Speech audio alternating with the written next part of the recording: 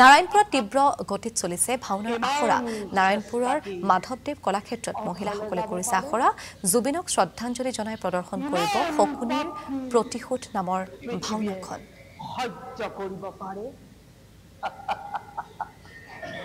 মোৰ আজন্ম সাধনাৰ সফলতা দূৰত দুৰ্যোধন তুমি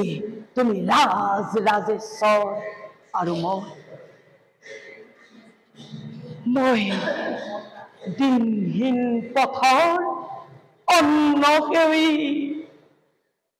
তুমি ক্ষত জীৱিত ভাতাৰ জ্যেষ্ঠ অক্ষখিনি নাৰায়ণী সেনাক কৌৰৱক কৰিছো প্ৰদান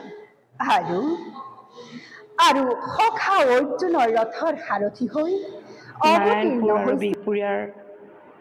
কেইগৰাকীমান মহিলা একত্ৰিত হৈ বিহপুৰীয়া সমষ্টিৰ পৰা বা লখিমপুৰ জিলাৰ পৰাই আমি 18 নৱেম্বৰ আমাৰ সকলোৰে মৰমৰ শ্ৰদ্ধাৰ অসমবাসীৰ হৃদস্পন্দন জুবিন গাৰ্গদেৱৰ জন্মদিন উপলক্ষে এখনি নাট মঞ্চস্থ কৰিবলৈ যাবলৈ সাজু হৈছোঁ শকুনিৰ প্ৰতিশোধ নাট সাজু হৈছোঁ আমি খুব কম দিনৰ ভিতৰত গণেশ গগৈদেৱৰ নাট শকুনিৰ প্ৰতিশোধ খুব কম দিনৰ ভিতৰত আমি প্ৰস্তুতি চলাইছোঁ 18 নৱেম্বৰ তাৰিখে আমি জুবিন গাৰ্গৰ সমাধি ক্ষেত্ৰত অতি দুখেৰে আমি এই নাটভাগি প্ৰদৰ্শন কৰিবলৈ যাম ইয়াতে সকলো ৰাইজৰ সহায় সহযোগিতা আশীৰ্বাদ আমি কামনা কৰিছোঁ বিহপুৰীয়া সমষ্টি ভিত্তিৰ পৰাই যাব ওলাইছোঁ আৰু আমি এসপ্তাহৰ ভিতৰত মানে খুব কম সময় পাইছোঁ ন খুব আদৰে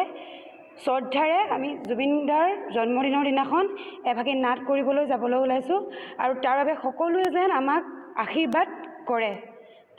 তাৰ বাবে আমি কৈছোঁ জয় জুবিনদা আসাম টক্স আপোচবিহীন অসম কণ্ঠ